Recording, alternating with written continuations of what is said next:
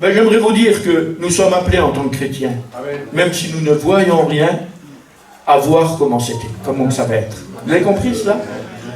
Parce que le Dieu que nous avons est le Dieu, eh bien, qui peut tout faire. Le Dieu qui peut tout faire. Et à partir de cela, ben, écoutez, nous devons demeurer tranquilles. Nous devons demeurer en paix. Et le frère nous en a parlé ce matin. Même si on passe par des chemins difficiles, même si on passe par des routes tortueuses, même s'il y a des choses autour de nous que l'on ne comprend pas, que l'on... Voilà. La Bible dit, et c'est la parole, c'est dans le calme et la confiance. Vous avez compris? C'est dans le calme et la confiance que sera notre force. Alors si tu veux de la force ce matin, ben, il faut demeurer dans la confiance. Hein? Il y en a qui s'imaginent que la foi, c'est faire des grands exploits. Ben, que Dieu soit béni pour ceux qui sont capables par la foi de faire de grands exploits. Hein? Comme ces hommes qui ont arrêté le soleil, comme tous ces grands exploits. Moïse, la mer s'est ouverte, et puis toutes ces choses extraordinaires que Dieu a fait. Que Dieu soit béni. Que Dieu soit béni pour tout cela. Mais la confiance en Dieu, ce n'est pas de faire des grands exploits. La confiance en Dieu, c'est une stabilité. Vous avez compris?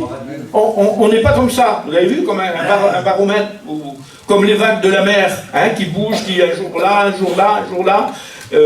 Non. La confiance, c'est une stabilité. Lorsque ça va bien, on a confiance. Lorsque ça va moins bien, on a confiance. Lorsque ça va mal, on a confiance. Vous avez compris? Et si en demeurant dans cette confiance-là, eh bien, c'est là qu'est notre force. C'est là qu'est notre force. Et je ne sais pas vous, mais dans des temps que l'on vit, ben écoutez, moi j'ai besoin de force. Moi je ne sais pas vous, hein, mais moi j'ai besoin de force. Pour affronter la vie, pour affronter tout ce qu'il y a autour de nous, pour affronter tout ce que l'on connaît, j'ai besoin. Et écoutez, bon, ce que je vais vous dire ce matin, je vous promets, je ne vais rien vous apprendre. Et c'est des choses que vous avez déjà écoutées. Mais je crois que c'est important, Seigneur, si on les a écoutées, ben, de les réécouter. Vous avez compris? Parce qu'il y en a qui veulent des choses, je ne sais pas, ils veulent découvrir de nouvelles choses. Ben, vous ne découvrirez rien de nouveau. Parce que la parole de Dieu, elle n'est ni ancienne ni nouvelle, mais elle est éternelle. Amen. Et la Bible dit qu'un jour le ciel, la terre va passer, mais sa parole demeurera éternellement.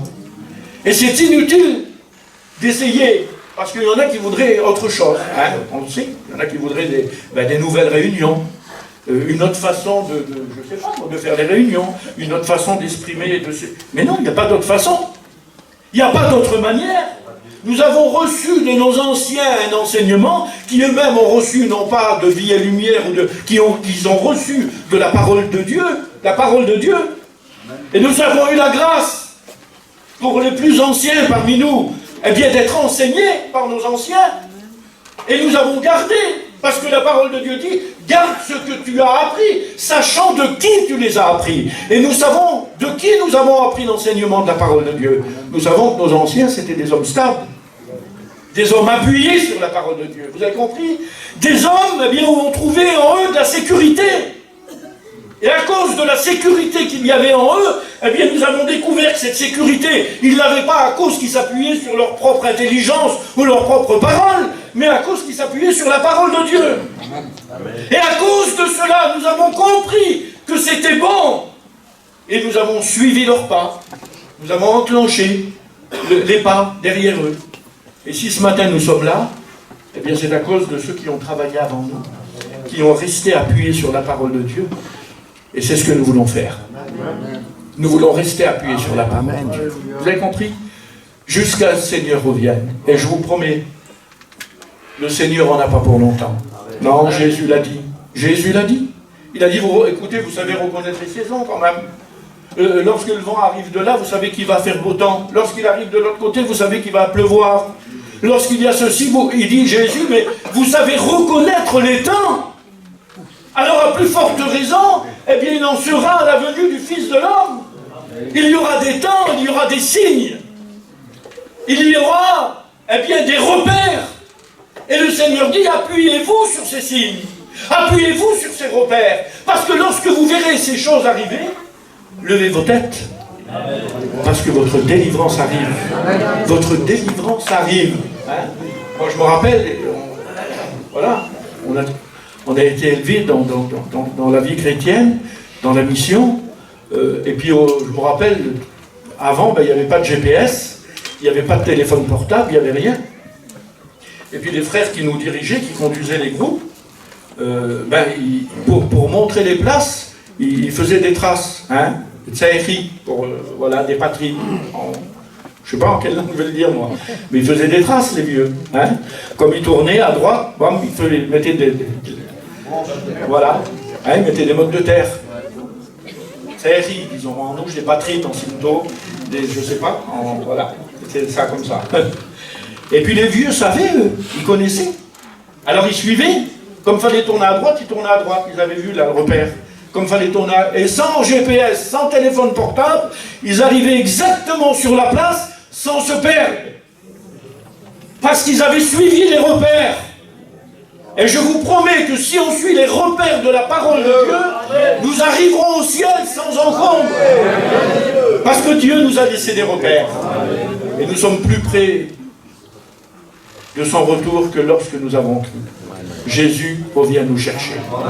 C'est pour cela, ceux qui enseignent, ceux qui disent « mais non, alors l'Église elle va passer dans la tribulation, on va avoir des misères, on va avoir... » Non, je vous promets, on ne passera pas dans la tribulation. On peut voir la préparation, et on la voit la préparation de tout ce qui est devant nous. Et c'est justement à cause de cette préparation que l'on voit devant nous de la venue de l'Antichrist et tout ce qui se prépare, eh bien que nous devons être prêts. Parce que lorsque l'Antichrist paraîtra, ça veut dire que nous aurons été enlevés. Parce que l'Épître aux Thessaloniciens, écoutez, ce n'est pas le sujet de mon message, mais voilà, je vous le dis, nous dit qu'il ne peut apparaître sur la terre tant que l'Église est là. C'est impossible. Il n'apparaîtra que lorsque l'Église sera enlevée. Et ça, c'est l'espérance du chrétien. Hein? Je ne sais pas, il n'y a pas besoin de faire de grandes... Je pense à ça.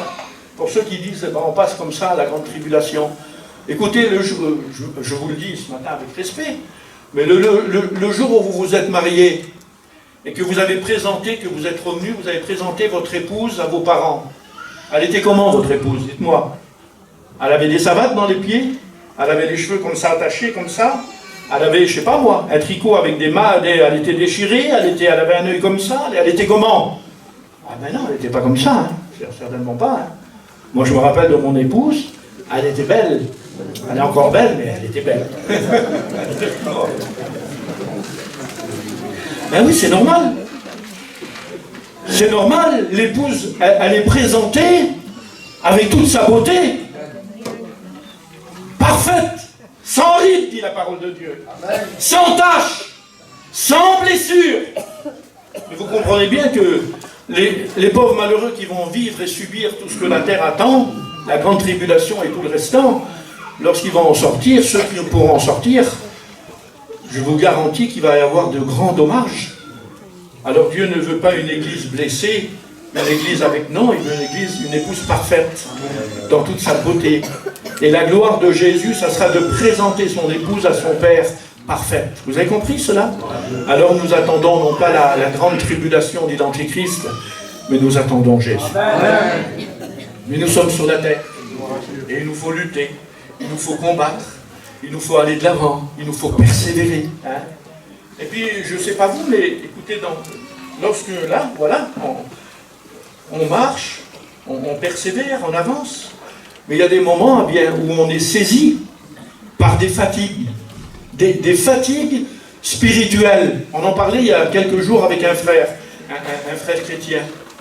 On est saisi par des fatigues spirituelles. Je ne sais pas si ça vous arrive à vous. Moi, il y a quelques années que j'appartiens à Dieu, et je pourrais interroger les plus anciens, ou même les moins anciens. Oui, ça arrive. Ça arrive que l'on subit des fatigues spirituelles. Et lorsque ces fatigues spirituelles nous prennent, là, écoutez, on n'a pas trop envie de venir aux réunions. Hein? On n'a pas trop envie de prier. On n'a même pas envie de vivre, comme l'enseigne la parole de Dieu, la communion fraternelle. On n'a pas trop envie de ça. Parce que ces fatigues spirituelles-là, bien, elles peuvent nous arriver, on les subit, on peut les subir. Et moi, je ne sais pas dans quelles conditions ce matin tu es dans la maison de Dieu. Si tu es fort, que Dieu soit béni pour les forts. Ou si tu es faible. Si tu es, eh bien, rempli de courage. Ou si, justement, tu as atteint par cette fatigue spirituelle-là, qui est causée, eh bien, je l'ai dit, à cause des problèmes de la vie, des problèmes que l'on peut subir, Seigneur Jésus. Il y a tellement de choses. On peut être fatigué à cause des enfants, parce qu'ils causent des problèmes dans le foyer, parce que le garçon il est là-bas, et puis écoutez, c'est plus un secret, parce qu'on écoute des témoignages tous les jours, on en a écouté aussi au séminaire aujourd'hui, des garçons de notre peuple, des gens de notre peuple, où ça serait, on n'aurait jamais imaginé, on n'y aurait jamais pensé, et là c'est pas un secret que je dévoile, puisqu'on écoute les témoignages. Eh bien oui, avant je me droguais, j'étais un homme qui, pardonnez-moi, mais c'est ça. J'étais un homme qui prenait de la cocaïne, j'étais un homme qui buvait, j'étais un homme comme ça, et chacun dit ce qu'il était, et des fois on est étonné. Parce que ça existe. Et peut-être que ce matin, la fatigue spirituelle que tu as, eh bien justement, c'est parce que dans ton foyer, tu subis ces choses-là. Alors tu pries, c'est vrai, tu intercèdes, tu demandes, tu t'appuies sur la parole, tu fais, mais la fatigue, tu sens qu'elle est là. Et la fatigue qui est là, eh bien, produit des choses en toi. Et c'est dur de les surmonter, c'est difficile. Alors d'autres, c'est ça. D'autres, c'est à cause bien de la vie, parce que la vie est dure, parce qu'on n'arrive plus trop à ses affaires, parce qu'on est là, et puis si avant on avait un petit peu d'abondance, ben c'est devenu plus compliqué, alors on se tracasse. On est fatigué, Seigneur Jésus, on est fatigué. Problèmes familiaux. Ça arrive, les problèmes familiaux, les incompréhensions dans les familles. Les discussions dans les familles qui ne devraient pas avoir, puisque la Bible dit qu'en tant que chrétiens, eh bien, nous devons justement nous éloigner des discussions. Nous devons nous éloigner des querelles. Nous devons nous éloigner, et avant que la querelle commence, la dispute commence, eh bien, sois intelligent, dit la Bible. Fuis. Il y a des moments, on ne fuit pas toujours. Et puis on est dans un engrenage. On tombe dans un engrenage où il y a des discussions, des conflits familiaux, des problèmes avec les enfants, des problèmes avec les beaux-parents, des problèmes avec les beaux-fils, les belles-filles. Et tout ça entraîne en nous une fatigue spirituelle qu'on n'a pas cherchée, mais qui est là, fatiguée à cause de la maladie. Parce que ça fait des semaines, ça fait des mois, ça fait voire des années que la maladie est là, et puis on la combat, et puis on arrive à un moment où il y a de la fatigue. Il y a de la fatigue. Alors j'aimerais le dire ce matin. Oui, il y a des fatigues que le monde produit, Seigneur. Il y a des fatigues que la vie produit. Et puis même si on affiche une certaine apparence, parce que c'est comme ça aujourd'hui, on ne veut pas dire sa misère. Vous savez, c'est pas toujours que l'on veut cacher, mais on est conscient qu'il y a tellement de misère dans le monde, qu'il y a tellement de misère autour de nous, que lorsqu'on nous demande « ça va ?», automatiquement on répond « oui, ça va ». Non, ça vous a jamais arrivé? Ça va, oui, ça va. Mais des fois, lorsqu'on dit oui, ça va, Seigneur, combien de pleurs derrière ce oui, ça va là? Combien de tristesse, combien d'angoisse, combien de crainte, combien de choses qui viennent. Alors on est voilà, on est pris par cette fatigue-là, mais on ne veut même plus se confier. On ne vient même plus trouver les serviteurs de Dieu pour dire, mon frère, il se passe telle ou telle chose. Parce qu'on croit, écoutez, qu'on va s'en sortir soi-même. On croit qu'on va trouver une solution. On croit qu'en faisant ceci, en faisant cela, en parlant comme ça, en agissant comme ça. Mais on essaye de trouver. On veut trouver des solutions humaines. Mais j'aimerais vous dire que toutes les solutions que nous pourrons trouver, ça ne sera pas la vraie solution. Parce que la vraie solution, c'est Jésus qui est là. Vous avez compris? La vraie solution, quel que soit le problème que tu es en train de vivre, quel que soit le chemin par lequel tu es en train de passer, je ne sais pas, Seigneur Jésus, il y a un foyer qui est venu là, au séminaire, c'était une chrétienne, la femme, elle était découragée complètement, parce que son mari, ne s'approchait pas de Dieu, ça faisait des temps et des temps et des temps qu'elle priait. Et elle est venue dans ce séminaire avec une fatigue terrible. Mais j'aimerais vous dire que Dieu a vu sa fatigue. Amen. Et Dieu a répondu à sa prière. Amen. Parce qu'à la dernière réunion, son mari a levé la main. Amen. Il s'est donné au Seigneur. Amen. Alors ça vaut la peine de persévérer. Ça vaut la peine, même si tu es fatigué. Ça vaut la peine d'aller de l'avant. Vous avez compris? à cause de tous ces misères de la vie, là, ces fatigues de la vie. Je le dis avec un grand respect ce matin, pardonnez-moi mes frères. Mais tu es peut-être fatigué à cause que tu vis un deuil. Ça arrive mes frères, fatigués. Écoutez, je ne vais pas rentrer, mais on sait, voilà. Malheureusement, on y a passé, beaucoup d'entre nous ont passé par ce chemin-là. Et puis on sait que ça produit des choses, Seigneur. Et peut-être tu es fatigué à cause de ça, je ne sais pas. Alors il y a ces fatigues de la vie, mes frères et sœurs, que le monde, là, nous apporte. Et c'est dur, c'est compliqué. Hein. Et puis j'aimerais vous dire aussi qu'il y a des fatigues. Et justement, on en parlait il y a 2 jours avec un frère. C'est pour ça que je ne voulais pas apporter ce message. Et puis voilà. Il faut reconnaître que c'est la réalité. C'est ce que nous vivons, mes frères. Il y a des fatigues spirituelles qui sont produites par les choses de la vie, par les problèmes de la vie qui nous agressent. Mais il y a des fatigues spirituelles, eh bien, que nous causons nous-mêmes. On se demande pourquoi on est fatigué spirituellement, mais ces fatigues, c'est nous qui les avons produites, à cause de notre comportement, à cause de notre façon de faire, à cause de la manière dont on vit notre vie chrétienne, à cause que l'on a mis des poids sur nous, eh bien que Jésus nous a dit déjà avance, et il nous a dit fais attention à ce que tu fais.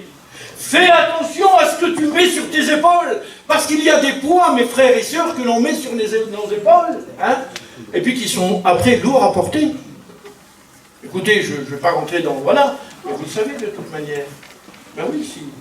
Je ne sais pas, mon Seigneur, je ne veux pas être maladroit, mais il y a des choses, si on se rentre dedans, si on peut se charger à cause du commerce, on peut se charger à cause que on veut à tout point aller avoir ce que l'autre veut là-bas.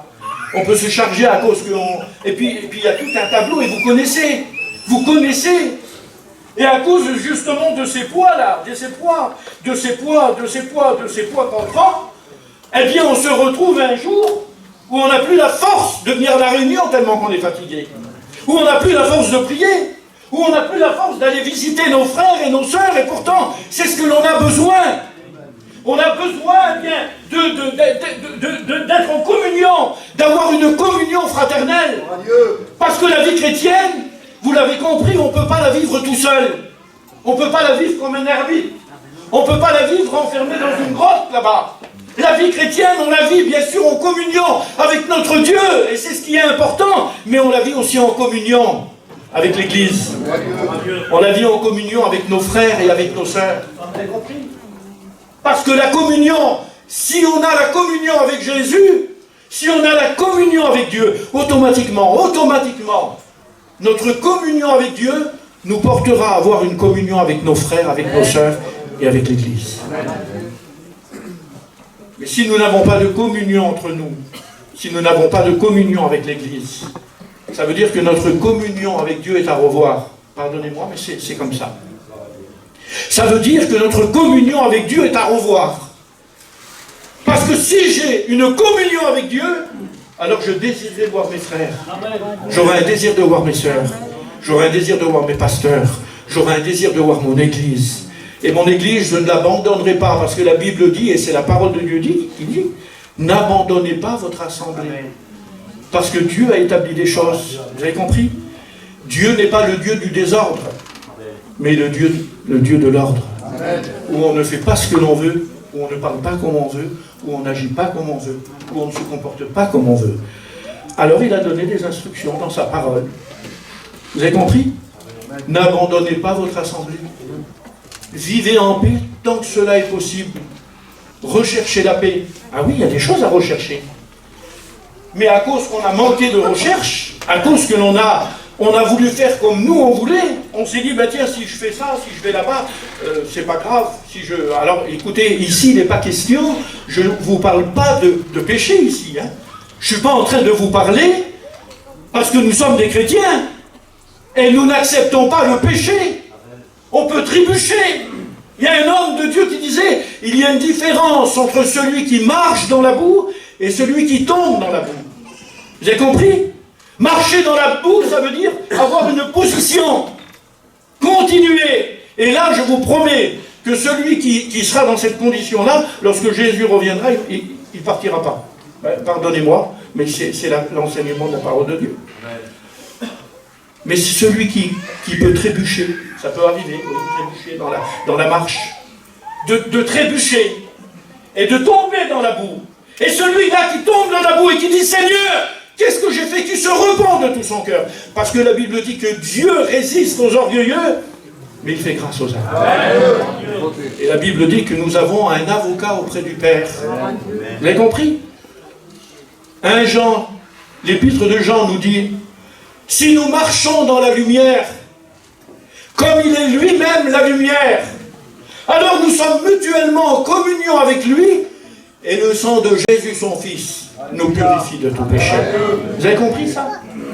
Ça veut dire qu'on marche dans la lumière comme il est lui-même la lumière.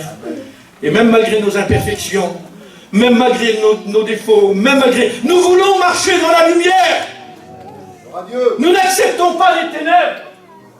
Alors à cause que nous n'acceptons pas les ténèbres, malgré peut-être malgré même une chute, malgré un manquement, malgré une faute, non, je n'accepte pas. Moi je veux marcher dans la lumière comme il est lui-même. Et à cause de cela, alors je suis mutuellement en communion avec lui. Et le sang de Jésus, son Fils, me purifie. Me purifie, me purifie. Écoutez, moi des fois je suis étonné lorsque je lis la parole de Dieu. Lorsque la Bible me déclare juste aux yeux de Dieu, sans tache, sans défaut. Comme je regarde ma vie, je dis Seigneur, je suis juste aux yeux de Dieu, sans tache, sans défaut, mon Sauveur, mon Dieu. Pourtant je sais que Dieu me connaît. Ah oui, mais Dieu déclare, parce que je marche dans la lumière. Et à cause que je marche dans la lumière, comme il est lui-même la lumière, alors je suis mutuellement en communion avec lui. Et malgré tous mes défauts, malgré mes manquements, malgré, eh bien son sang me purifie et je suis juste devant son trône. Vous avez compris? Parce que je n'accepte pas, parce que je ne veux pas, parce que je renonce, parce que je combats, parce que je lutte. Mais dès que j'accepte, dès que je renonce à faire le bien, dès que je suis volontaire, alors là, ben écoutez, c'est... Non, là, le Seigneur, la grâce ne peut plus agir. Vous avez compris? La grâce ne peut plus agir. Parce que la parole de Dieu le dit, ne faites pas, eh bien, de la grâce un prétexte pour vivre selon la chair. Parce que la grâce, elle agit que si, eh bien, on se reconnaît comme on est lorsqu'on a désobéi et lorsqu'on demande pardon à Dieu. Là, la grâce agit. Vous avez compris ça? À ce moment-là, la grâce agit. Mais si je vis volontairement dans le péché, si je fais esprit de vous le dire, mes frères et sœurs, mais je sais que si vous êtes là ce matin, c'est parce que vous êtes comme moi. On ne se réunit pas pour devenir pire, on se réunit pour devenir meilleur. Mais il y en a, aujourd'hui, il y a des doctrines qui sortent au milieu de nous. Et c'est normal de voir cela, parce que Jésus nous a prévenus. Écoutez, ils sortiront du milieu de vous. Ils ne viendront pas de là-bas, ils sortiront du milieu de vous. Ça veut dire qu'il y en a qui non, mon Dieu, on est sous la grâce, on peut faire ce qu'on veut, pas de problème. Marchons comme on veut, vivons comme on veut, parlons comme on veut, chinons comme on veut, il n'y a pas de problème. Hein? Le samedi soir, je peux faire ça, et le dimanche matin, je peux aller au culte. Ben, je te promets que là, à ce moment-là, la grâce n'agit pas. Non, la grâce n'agit pas. La grâce, elle agit pour ceux qui se repentent, pour ceux qui luttent, pour ceux qui combattent, pour ceux qui refusent, pour ceux qui veulent plaire à leur Dieu. Et nous sommes de ceux qui veulent plaire à son Seigneur. Vous avez compris? Alors il y a cette fatigue que le monde produit, les choses de la vie qu'ils produisent, et les fatigues que nous produisons nous. Vous avez bien compris? Écoutez, j'allais dire pardonnez-moi, mais non, je ne dis pas pardonnez-moi.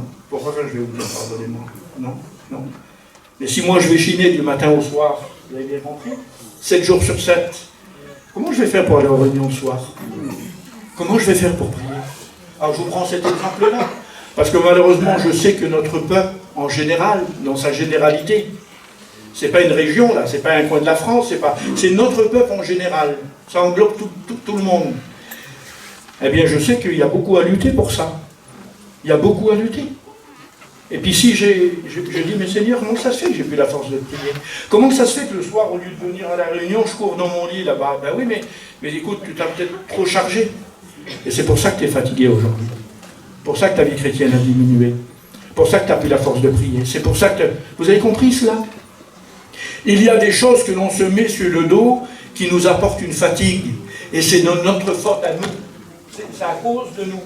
Et puis, ce qui est extraordinaire, hein, dans la parole de Dieu, c'est que la parole de Dieu ne cache rien. Non? Vous dites pas Amen? La parole de Dieu, elle est capable de dire les exploits que les hommes de Dieu ont fait, mais elle est capable aussi de dire les erreurs qu'ils ont fait, les fautes qu'ils ont fait. Et moi, quelque part, eh bien, j'aimerais vous dire que quelque part, ça me donne du courage. Parce que l'on croit qu'il n'y a que nous. On pense qu'il n'y a que nous qui sommes atteints par certaines choses. On croit qu'il n'y a que notre foyer qui passe dans les épreuves, dans la maladie, dans les soucis. On se dit, mais comment ça se fait, Seigneur? Il n'y a que nous, il semblerait qu'il n'y a que nous. On en parlait tout à l'heure avec un frère, mais j'aimerais vous dire que les luttes que nous avons, les combats que nous avons, nos frères dans le monde subissent les mêmes luttes et les mêmes combats. Alors ne nous étonnons pas, mais combattons à la gloire de son nom. Combattons à la gloire de son nom, vous avez compris? Et il y a un verset, écoutez, dans la parole de Dieu, c'est dans le livre de Samuel, au chapitre 21 et au verset 15. Il y a un petit mot qui ressort. Il est question de David. La parole de Dieu nous parle de David. David, l'homme selon le cœur de Dieu. David, nous le connaissons, eh bien, à cause que la Bible nous en parle. Et la parole de Dieu nous parle de tout ce que David a fait. Et lorsque je lis la parole de Dieu, comme les serviteurs de Dieu le savent et les chrétiens, eh bien, je vois que David, c'est un homme, Seigneur Jésus, qui a surmonté beaucoup de problèmes. Il a surmonté beaucoup de problèmes, David. Lorsque vous lisez son histoire, on voit qu'il a eu des conflits familiaux. Ses propres fils se sont rebellés contre lui. David, il a passé par des deuils, puisqu'il a perdu plusieurs garçons. David, eh bien, a été rejeté par ses propres enfants, Seigneur Jésus. Et puis David, c'est l'homme, eh bien, qui a combattu Goliath, le grand géant. L'armée en avait peur, mais lui, tout jeune, il s'est dressé contre Goliath parce qu'il allait non pas en son nom, mais il allait au nom de l'Éternel. Et à cause de ça, David a remporté une grande victoire. Et puis on connaît, il explique. Il dit, lorsque la brebis était dans la gueule du lion, eh bien j'allais, et je la prenais, je l'arrachais de la gueule du lion. Seigneur, je ne sais pas, hein, je ne sais pas si je serais capable de le faire, moi. J'arrachais la brebis de la patte de l'ours. Vous avez compris? David, c'était le combattant, c'était le guerrier, c'était celui qui n'avait pas peur. Il n'y avait pas de cause perdue pour David. Peut-être que pour toi, tu dis c'est trop tard, c'est fini, il n'y a plus d'espoir. Ma situation est trop grave, la situation de mon foyer est trop grave, la situation de mon garçon est trop grave. Tu dis c'est fini, c'est fini. Écoutez, pas plus tard que là, au séminaire où on était là, alors je le dis parce que c'est le frère lui-même qui a rendu témoignage, donc je ne révèle pas un secret. Et aujourd'hui, ce frère, il est serviteur de Dieu, un jeune serviteur de Dieu, et il expliquait que lorsqu'il était dans le monde, c'était un garçon qui se droguait, c'était un garçon qui buvait, c'était un garçon qui sortait. Et il dit, je le dis à ma honte, son père est serviteur de Dieu, il dit, je le dis à ma honte, je voulais que mon père perde son ministère, je voulais le faire tomber. Et lorsque je buvais, lorsque j'agissais mal, j'étais pas quelqu'un qui me cachait. Mais à ces moments-là, je faisais esprit, je me montrais à lui pour lui faire voir que j'avais bu ou que j'étais drogué. Je voulais qu'il tombe. Je ne sais pas, Seigneur, mais écoutez, dans ces conditions-là, on peut baisser les bras, non? On peut dire, mais c'est fini, il n'y a pas aucune espérance là. Donc c'est une cause perdue. C'est terminé. Ah oui. Oui, mais le David du ciel, lui, il n'y a pas de cause perdue pour lui. Vous avez compris? Le David du ciel, il n'y a pas de cause perdue. Et si David terrestre était capable d'aller arracher les brebis de la gueule du lion et de la patte de l'ours, eh bien je vous promets que le David du ciel est capable d'aller chercher les causes perdues. Et d'aller chercher ton garçon qui est peut-être dans les, pardonnez-moi du mot, mais dans les griffes du monde, dans les griffes du diable. Il est capable d'y aller et de l'arracher. Parce que pour lui, il n'y a pas de cause perdue. Vous avez compris? Alors David, c'était un homme de cette trempe-là, pas de cause perdue pour lui, Seigneur. Il a écrit les 73 psaumes. Hein, vous connaissez les psaumes de David. C'était le conquérant. C'était l'homme qui faisait des exploits, Seigneur Jésus. Un homme fort qui a tout surmonté, conflits familiaux, deuil, guerre dans son foyer, conflit avec ses enfants, incompréhension, rejet. Il avait fui pendant des mois et des mois et des mois le roi Saül qui voulait le tuer. Il était menacé de mort. Et puis tout ce que l'on a vu ensemble, et il était vainqueur sur tout cela. Mais ce qui est extraordinaire, ce qui est merveilleux, c'est que lorsqu'il est là, à ce moment-là, dans le texte que l'on a lu, la Bible dit qu'il va se trouver sur le champ de bataille. Il va aller là avec son armée, il va combattre contre les Philistins, dit la Bible. Et je l'ai dit tout à l'heure, il y a des situations que l'on ne voit pas. Vous avez compris ? Il y a des choses que l'on ne se rend pas compte. Et peut-être tu es venu dans la maison du Seigneur ce matin et tu te dis, Seigneur, mais personne ne me voit alors. Personne ne voit ma souffrance. Personne ne voit ma fatigue. Personne ne voit que j'arrive jusqu'au bout, je suis prêt à plier les genoux, Seigneur. Comment ça se fait? Mes frères et sœurs, dans le Seigneur, il semblerait que personne ne m'a vu. Même les serviteurs de Dieu, il semblerait que personne ne m'a vu. Même le frère de la direction, là, il a passé à côté de moi, il ne m'a rien dit. C'est peut-être ton raisonnement à toi. Parce que la Bible dit que David était sur le champ de bataille. Et alors que tous ces hommes étaient avec lui, tous ces généraux, tous ceux qui étaient là, ils étaient là prêts à combattre. Eh bien la Bible emploie un petit mot. À ce moment-là, alors que personne n'avait rien vu, la Bible dit que David était fatigué. Vous avez compris cela? Dans le combat, dans la lutte, alors qu'il avait fait de grands exploits, au moment-là de sa vie, la Bible dit qu'il était fatigué. Et j'aimerais vous dire que lorsque la Bible parle, elle ne se trompe pas. Lorsque la Bible dit que David était fatigué, je vous promets que ce n'est pas pour faire beau, mais c'est parce que c'était comme ça. C'était la vérité. Parce qu'il n'y aura pas un trait de lettre, il n'y aura pas une virgule, il n'y aura pas un point qui disparaîtra de la parole de Dieu, parce que tout ce que la Bible dit est complet et parfait. Alors David était fatigué, Seigneur. Comment David peut être fatigué, un homme qui a fait tant de choses? Et c'est pour ça que je vous ai dit tout à l'heure que quelque part, moi, ça m'encourage. Parce que je me dis, Seigneur, comment? Alors il n'y a que moi qui a des fatigues, quel misérable que je suis. Et puis le diable, il vient, et puis il veut me massacrer, t'es un misérable, tu t'en sortiras pas. Regarde, t'es toujours comme ça, et puis t'es toujours dans les mêmes problèmes, et puis tu butes toujours devant la même chose, et puis t'arrives pas, et puis il nous fait, parce que vous comprenez bien que c'est un menteur, c'est le père du mensonge, l'ennemi que nous avons. Alors il essaye. David était fatigué, personne ne l'avait vu. Mais la Bible dit qu'il y avait quand même 2 personnes qui l'avaient vu. Hein. Il y avait 2 personnes, dit la parole de Dieu. Déjà, celui qui l'avait vu, le premier, dit la Bible, c'était son ennemi, un de ses ennemis. Il faisait partie de la famille à Goliath, c'était un de ses cousins, de ses frères, je ne sais pas, mais c'était de la famille. Et puis c'était un homme important, un grand homme. Et cet ennemi-là, personne n'avait vu, ni ses généraux, ni ses soldats. Peut-être même sa compagne, lorsqu'il est parti au combat, elle ne s'est même pas rendu compte qu'il était fatigué. Au lieu d'y donner un bon conseil, mes sœurs, je vous promets, n'ayez pas peur de donner un conseil à vos maris.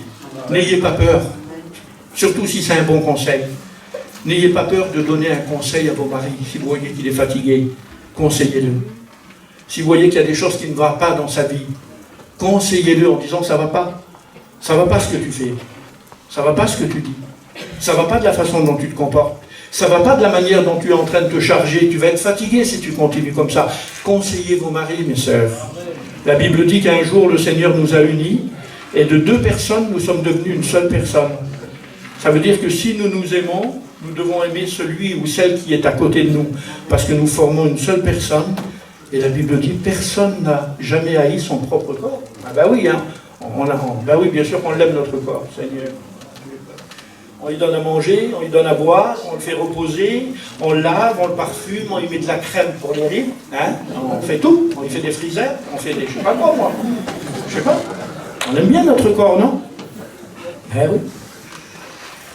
Donc on doit aimer celui et celle qui est à côté de nous. Parce que la Bible dit, ben, on est le même corps. Et si je me conseille à moi, en me disant, fais attention, parce que ça peut être un danger pour toi, ça peut être une fatigue pour toi, eh bien, le corps qui est à côté de moi, le même corps que doit me conseiller. fais attention, fais ceci, ça ne va pas ce que tu dis, ça ne va pas ce que tu fais. Ça ne va pas comme tu agis. Vous avez le droit, mes sœurs, avec sagesse bien sûr, hein.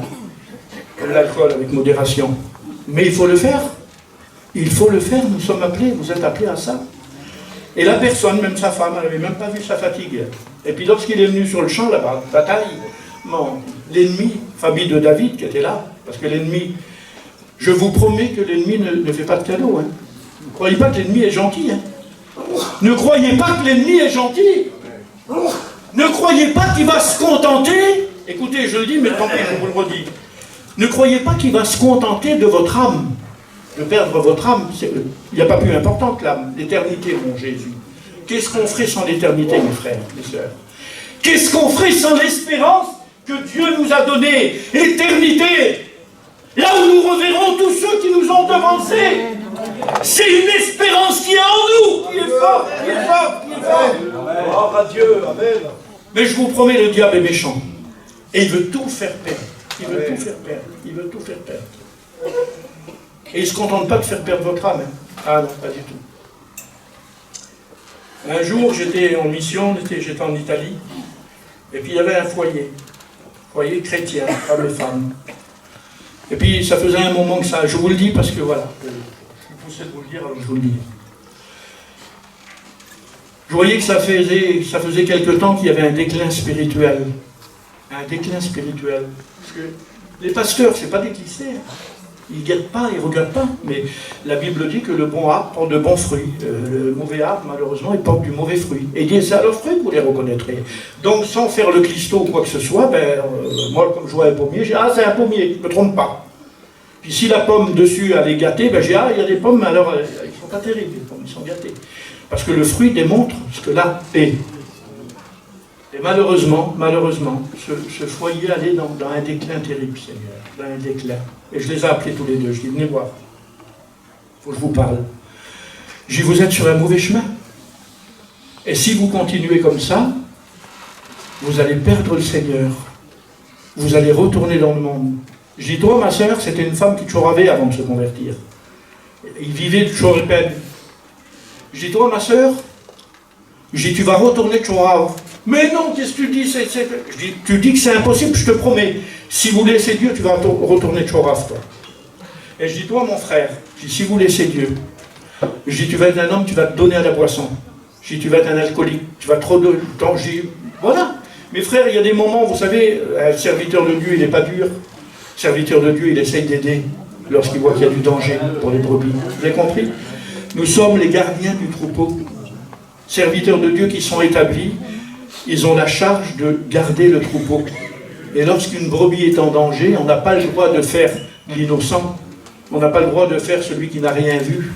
On n'a pas le droit de... Non, il y a des moments, la brebis, il faut la flatter. Et c'est à ça que nous sommes appelés. Il faut la soigner, il faut la flatter. Mais il y a des moments, il faut aussi la secouer en disant, attention, tu vas te faire manger par le loup. Et là, je lui ai dit, toi, mon frère, tu vas finir alcoolique. Et je dis, je ne sais pas le reste. Mais je dis, si vous restez comme ça, je dis, votre foyer va être détruit. Votre foyer va être détruit.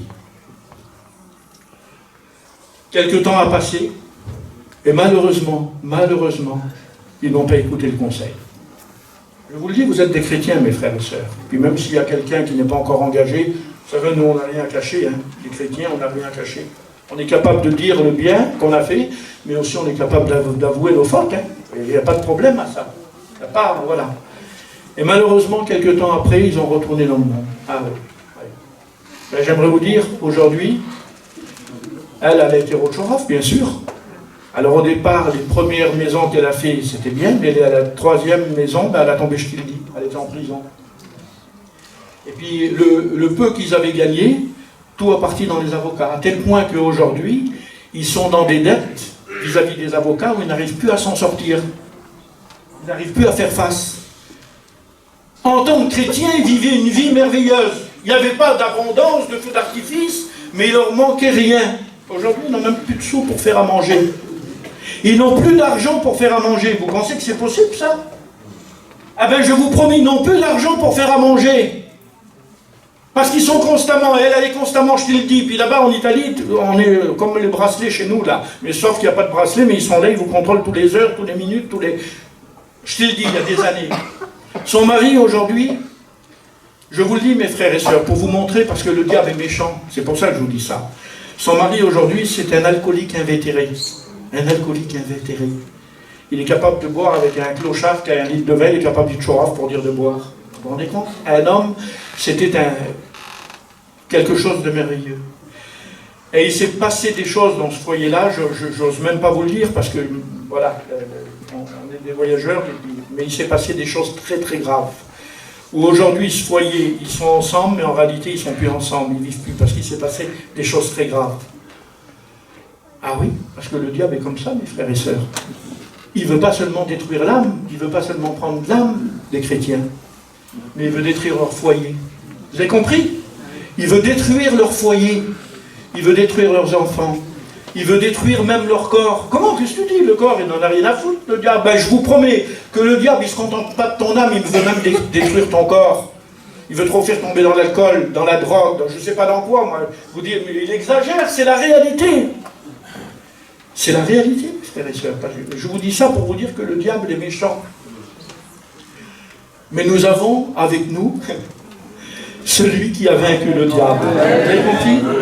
Parce que celui qui est en nous est plus grand et plus fort que celui qui est en nous. Et à cause de cela, nous sommes plus que vainqueurs. Vous avez compris cela? Alors, ne jouons pas. Je sais que vous ne jouez pas, bien sûr. Mais écoutez, on est chargé d'avertir. On est chargé d'avertir notre peuple et de nous avertir nous-mêmes. Parce que ce que je vous dis à vous, moi, l'avertissement que je vous dis à vous, je me le dis à moi, je le dis à mon foyer, je le dis à mes enfants, je le dis à mon entourage, je vous le dis à vous. Parce que personne ne peut dire, mais moi je suis exempt, mon Dieu, je suis intouchable. Hein. Il n'y a qu'en Inde là-bas qu'il y a des intouchables. C'est une tribu d'intouchables. Mais à part... personne n'est intouchable. Et ne disons jamais, comme Samson a dit, « Ah, c'est pas grave, c'est pas grave, je m'en sortirai comme les autres fois. » Ah oui.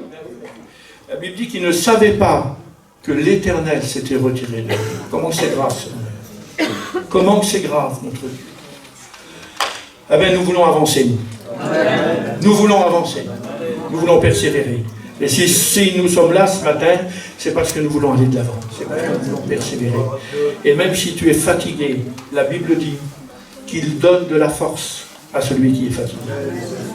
Les adolescents se fatiguent et se lassent, mais celui qui se confie en l'Éternel, Dieu renouvelle ses forces.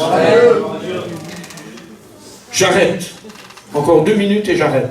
Je vous promets. L'ennemi avait vu que David était fatigué, hein, c'est sûr. Hein. Mais il y a un deuxième homme qui avait vu que David était fatigué. Et le deuxième homme qui avait vu que David était fatigué, il s'appelle Abishai. C'était un général, un des généraux de l'armée de David, un de ses proches. Et il connaissait tellement David, il avait tellement de communion avec lui, que même si toute l'armée ne s'était pas rendu compte, même si sa propre femme ne s'était même pas rendu compte de sa fatigue, son copain de travail là, son copain de travail, celui qui était intime avec lui, s'est rendu compte que David était en train de courir un danger parce qu'il était fatigué. Il s'est rendu compte que l'ennemi qui était devant lui voulait le tuer. Et la Bible dit qu'à ce moment-là, Abishai se lève, il vient au devant de l'ennemi et il combat et il détruit celui qui veut détruire David. Amen. Vous avez compris cela? J'aimerais te dire à toi, mon frère, ma soeur, j'aimerais te le dire ce matin. Laisse-le combattre pour toi. Tu es fatigué? Laisse-le combattre pour toi. Laisse-le combattre pour toi. Fais ce que tu as à faire, toi. Fais ce que tu as à faire. Mais ce que tu ne peux pas faire, mets le Seigneur devant. Laisse-le combattre pour toi. Parce que si moi, je n'ai pas vu ta fatigue, si personne n'a vu ta fatigue, j'aimerais vous dire que Abishai, celui qui est dans le ciel et qui est au milieu de nous, Jésus-Christ, a vu ta fatigue ce matin. Et il vient à ton secours. Je te soutiens de ma droite triomphante. Vous avez compris cela? Je te soutiens de ma droite triomphante. Que Dieu soit béni. Que Dieu soit béni. Que Dieu soit béni ce matin. Regardez, Seigneur Jésus, leur force augmentait pendant la marche. Leur force augmentait pendant la marche. Dans le peuple, dans le désert, là. Ils étaient fatigués hein, dans le désert, vous avez bien compris. Ils étaient fatigués, oui. Oui, mais ils ne s'arrêtaient pas. Ils ne voulaient pas s'arrêter. Leur but, c'était Canaan, là-bas, le pays promis. Alors, malgré leur fatigue, ils continuaient. Et à cause qu'ils continuaient, la Bible dit que leur force augmentait pendant la marche. Continue, mon frère. Continue, ma sœur. Je le dis avec un grand respect ce matin. Les serviteurs de Dieu, nous devons continuer. Même si on a des moments de fatigue, même si on a des moments où on voudrait, voilà, écoutez, vous pensez qu'un serviteur de Dieu et un homme et un an, ben non, Seigneur, on est renfermé dans un corps de chair, mon bon Jésus. Et les combats que tu as, on les a. Les luttes que tu mènes, on les mène. Les fatigues que tu as, ça nous arrive à les avoir. Ben oui, hein, oui. Mais même si on est fatigué, on n'arrêtera pas. Même si on est fatigué, on n'arrêtera pas. Parce qu'il donne de la force à celui qui est fatigué. Et leur force augmentait pendant la marche. T'as compris, mon frère, ma soeur? Continue de marcher. Hein? Il y en a qui croient que je vais me défatiguer, je vais aller, je sais pas, en croisière, je vais aller dans tel pays, dans tel là-bas. Là. Je te promets, c'est pas ça qui va me défatiguer. Ça va plutôt te fatiguer. Vous avez vu comment, je sais pas, ça va plutôt te fatiguer. Non. Celui qui va enlever ta fatigue, c'est Jésus. Amen. Il est au milieu de nous. Il est au milieu de nous. Et puis je vous cite, il y avait plein de choses à dire, mais je passe, Seigneur. Je passe. Regardez ce qu'il est dit, ça. Hein? Sur Gédéon, sur ces hommes qui allaient combattre là-bas. Ils allaient combattre, mais ils étaient fatigués, ces là. Hein? Les 300 hommes de Gédéon. Ils allaient combattre, mais ils étaient fatigués. Et pourtant, la Bible dit, dans le livre de Juges, chapitre 8 et verset 4, fatigués, mais poursuivant toujours. Amen. Amen. Ils étaient fatigués, Seigneur, mais ils voulaient, ils poursuivaient, ils voulaient faire ce que Dieu avait mis devant eux. Et Dieu a mis des choses devant nous. Il a mis l'espérance, il a mis le pays promis, vous avez compris? Il a mis toutes ces choses devant nous. Alors même si tu es fatigué mais poursuivant. Amen. Et puis regardez, il est dit dans le livre des Proverbes, Proverbe 25, de l'eau fraîche pour une personne fatiguée. Vous dites pas amen? De l'eau fraîche pour une personne fatiguée. Et nous savons, mes frères et sœurs, que l'eau fraîche, c'est la parole. Nous savons que l'eau fraîche, c'est Jésus-Christ. Parce qu'il est la source de l'eau. Et il a appelé, venez à moi, venez à la source. Celui qui boit de cette eau n'aura jamais plus faim, n'aura jamais plus soif. Et l'eau que je lui donnerai jaillira jusqu'à dans la vie éternelle. De l'eau fraîche pour une personne fatiguée. T'es fatigué, mon frère, t'es fatigué? Viens à la source. Il y a de l'eau fraîche pour toi. Même si personne n'a vu, je te promets, Jésus t'a vu ce matin. Il a vu ta fatigue, alors viens à lui. Viens te désaltérer à la source d'eau fraîche. Voulez-vous compris le Seigneur? J'aimerais qu'Éric nous introduise dans la prière. Alléluia.